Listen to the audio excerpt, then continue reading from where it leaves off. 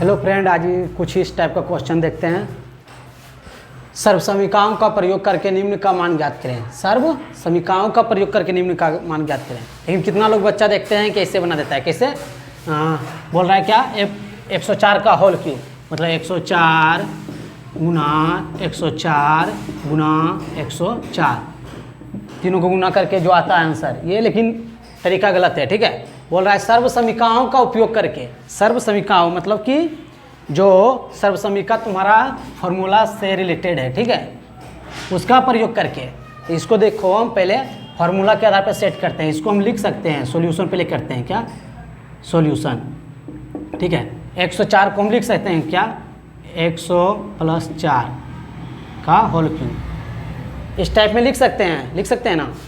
तो देखिए ये a + b का होल क्यूब पे बन जाएगा क्या, देखते हैं क्या। a + b का होल क्यूब का फॉर्मूला क्या होता है, a cube plus b cube plus 3a² b plus 3ab², पता है ना।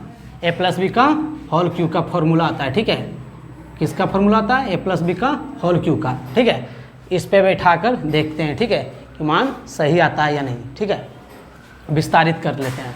सर्व समीकरणों का प्रयोग करके निम्न का मान ज्ञात करें, है ना। तो मान ज्ञात करना है, इसी सर्व समीकरण के प्रयोग करके निम्न का मान ज्ञात करना है। ठीक है, ए, इसको ए मान लेते हैं, इसको भी मान लेते हैं। समझ में आ रहा है ना सबको। देखिए a क्यूब, ए मतलब 100 का क्यूब प्लस b क्यूब मतलब 4 का cube plus 3 into a cube मतलब 100 का cube into 4 b = 4 plus 3 into a का मान कितना दिया हुआ है, 100 लिख देते हैं। ठीक है, b का मान क्या दिया हुआ है, 4 का क्यूब, b क्यूब है तो 4 का क्यूब। अब देखते हैं, ठीक है, क्या आता है। ठीक है, बराबर कर लेते हैं, देखते हैं। 100 का क्यूब मतलब 100 का क्यूब कैसे है, 100 गुना 100 गुना 100 करेंगे तो ना मतलब 2 जीरो है ना, तो 3 बार लिखना है। ठीक है, मतलब 6 जीरो कर देते हैं। 1 0 2 0 3 4 5 6 2 2 4 2 6। ठीक है, ये होल क्यूब आएगा। अब करके देख सकते हैं। ठीक है, 4 का क्यूब कितना होता है बताओ, 4 चौक 16 कर लेते हैं। 4 चौक 16, 16 गुना 4, 16 चौका 64। ठीक है, 64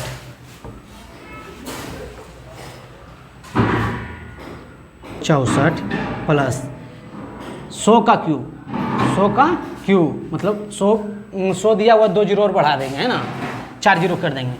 तो देखते हैं करके, 3 गुना कितना कर देते हैं, 4 जीरो, है ना, 4 जीरो गुना 4, ये हो गया, स्क्वायर ख़त्म, प्लस 3 गुना 100 गुना 4 चौक 16 का स्क्वायर। अब देखते हैं ये कैलकुलेशन को सॉल्व करके।